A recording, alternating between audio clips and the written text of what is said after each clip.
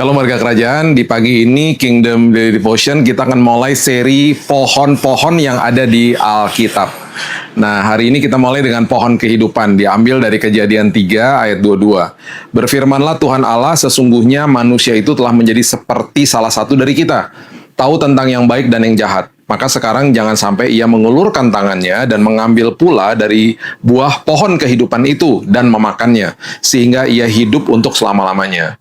Manusia itu digambarkan sebagai mitra kerajaan Allah, serupa dan segambar dengan Tuhan. Nah, Tuhan menciptakan sebuah ruang yang sangat sakral, yaitu tempat sorga dan bumi itu menjadi satu. Tempat itu adalah di mana dia dan manusia itu berkomunal. Tempat itu namanya Eden. Luar biasa ya. Kemudian dia membuat kehidupan kekal tersedia bagi manusia melalui keputusan yang harus diambil di sebuah pohon. Bentuk sebuah ketaatan. Sementara banyak orang sepanjang sejarah membayangkan pohon kehidupan sebagai pohon ajaib yang menanamkan kehidupan kekal, Alkitab memberikan gambaran yang lebih dalam dari hanya sekedar fakta itu. Ya, pohon itu terletak di tengah-tengah ruang sakral itu, di ruang maha kudus itu, di mana Taman Eden itu berada. Ya, Kejadian 2 ayat 9. Sayangnya, manusia jatuh dalam dosa dan membawa mereka kepada kematian. Manusia harus meninggalkan Taman Eden, tempat kudus itu, dan akses ke pohon kehidupan diputuskan.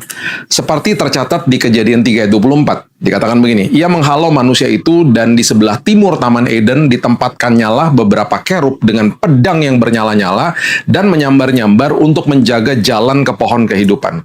Ini adalah sebuah tindakan penyelamatan yang sangat mulia di awal kejatuhan manusia.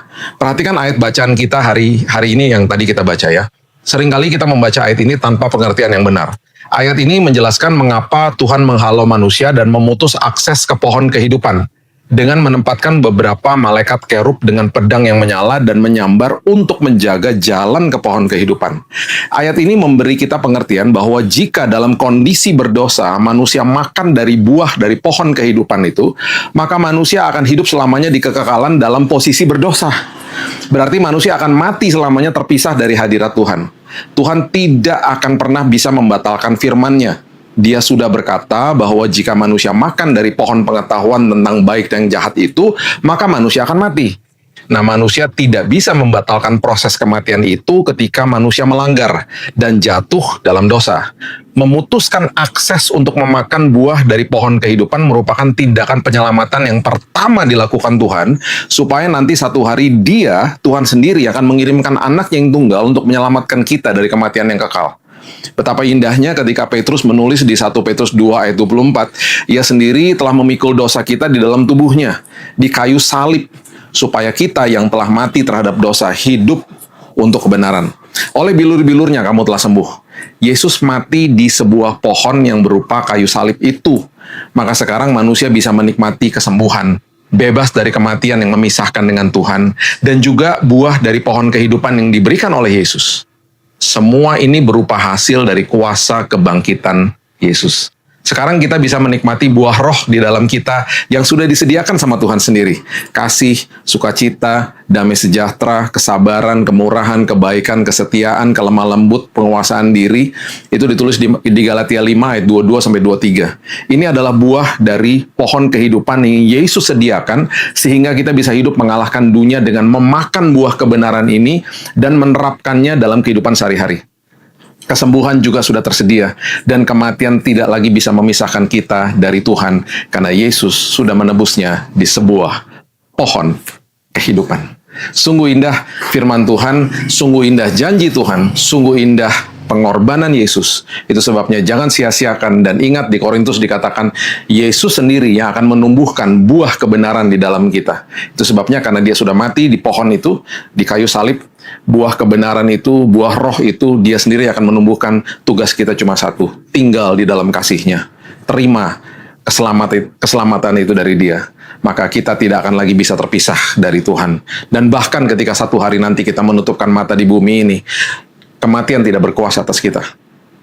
Di detik yang sama kita bangkit di pangkuan Bapa di sorga. Kita sudah mengalami kemenangan, dan bahkan yang sakit disembuhkan. Semuanya karena dia tergantung di pohon kehidupan itu, yang berupa salib itu. Terima kasih Tuhan buat hari ini. Kami mengucap syukur buat hari yang baru, ada pengharapan, ada masa depan yang indah bagi kami, dan itu semuanya karena Yesus yang sudah melakukan semuanya untuk kami. Itu sebabnya hari ini kami di dalam posisi yang menerima keselamatan, menerima anugerah, menerima kasih karunia Tuhan. Dan itu sebabnya kami mulai hari ini dengan pengharapan yang luar biasa, mengerti, tahu bahwa Tuhan sudah menyiapkan yang terbaik bagi kami. Bahkan hari ini Tuhan sudah siapkan juga yang terbaik bagi kami. Ada kesembuhan, ada pemulihan, ada mujizat. Ada pintu yang dibukakan sama Tuhan. Ada perkenanan Tuhan. Ada anugerah, ada kasih karunia. Ada damai sejahtera, ada sukacita, ada hikmat, ada pengharapan, ada perlindungan, ada penyertaan Tuhan. Sepanjang hari ini buat kami. Kami terima Tuhan. Karena karyamu yang besar di pohon kehidupan itu. Yang kami katakan salib itu sendiri. Terima kasih Bapa yang baik. Hanya di dalam nama Tuhan Yesus kami berdoa. Dan mulai hari yang baru kita sama-sama katakan. Amin. Have a blessed day dan Tuhan Yesus memberkati.